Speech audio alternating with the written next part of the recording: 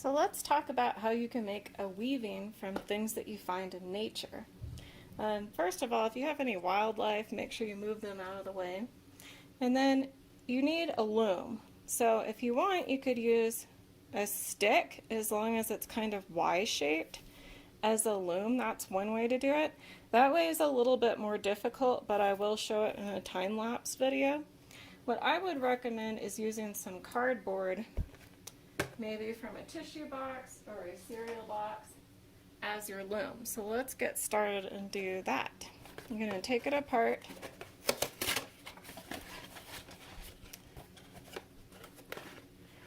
And we're just going to do a small weaving for the demo.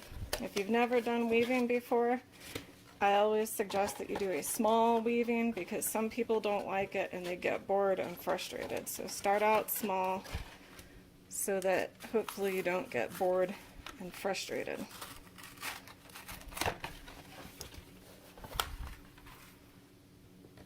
You're going to cut one piece of cardboard, whatever piece looks like it's in the best shape. I think this one looks pretty good. And maybe we'll leave the rest of this cardboard for Mr. Hanitizer's project because he wanted to make a different type of found object art. And we'll cut off those side flaps where they bend.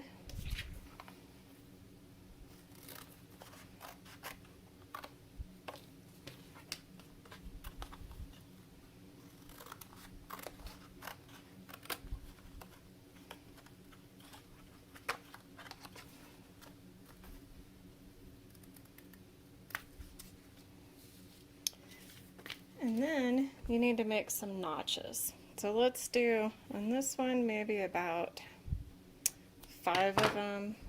I don't know how many that'll be.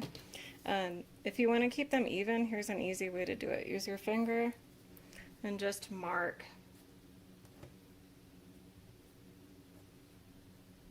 That way you'll end up with the same number on both sides. And they'll be pretty even.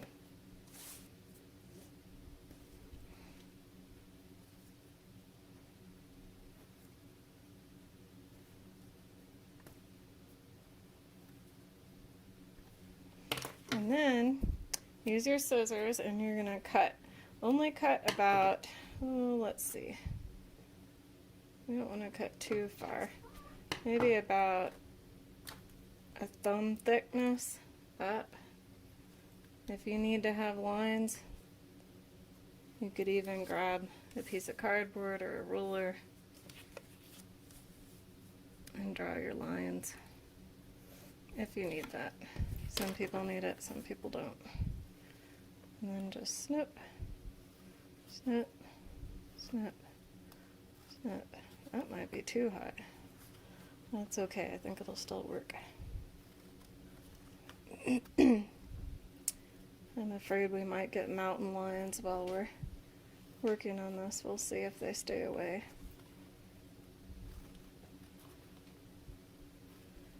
And next you are ready to string what's called the warp. And the warp are the strings that stay on the loom that everything else gets woven through.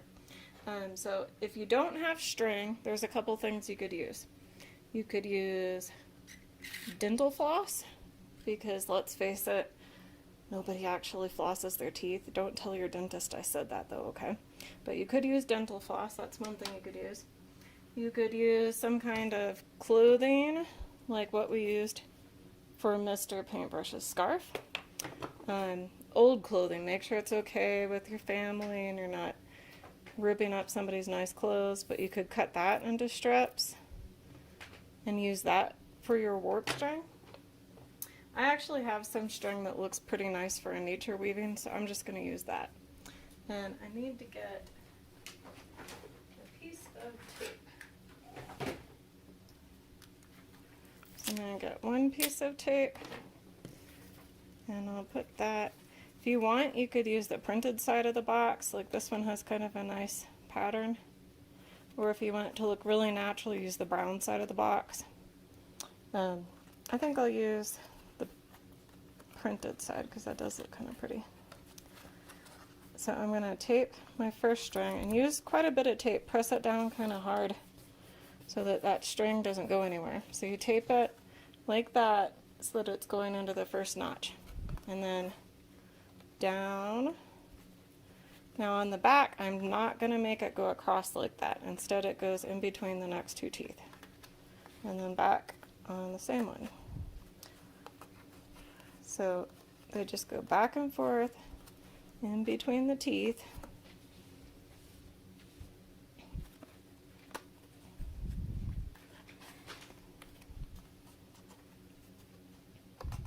Like that. So when you come to the end, you need to cut it and tape it again.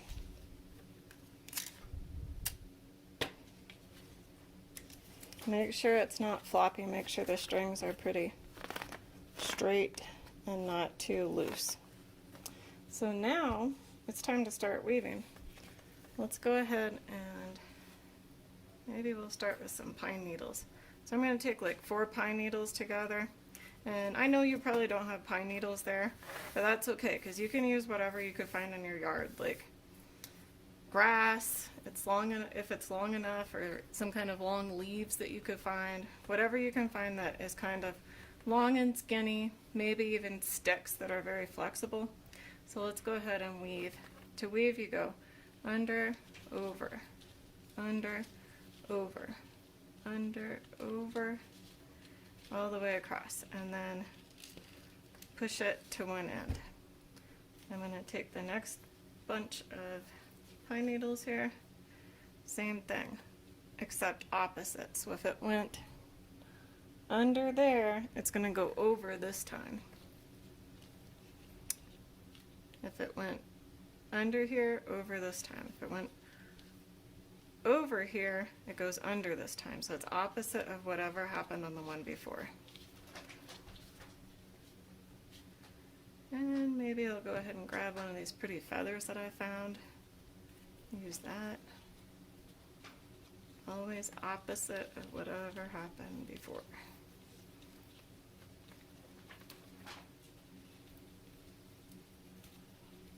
Feather's kind of interesting. And it's in nature weaving, so it's going to look kind of different. If you've done weaving at the weaving studio at school, it usually looks pretty neat and tidy, but this will look different, and that's okay.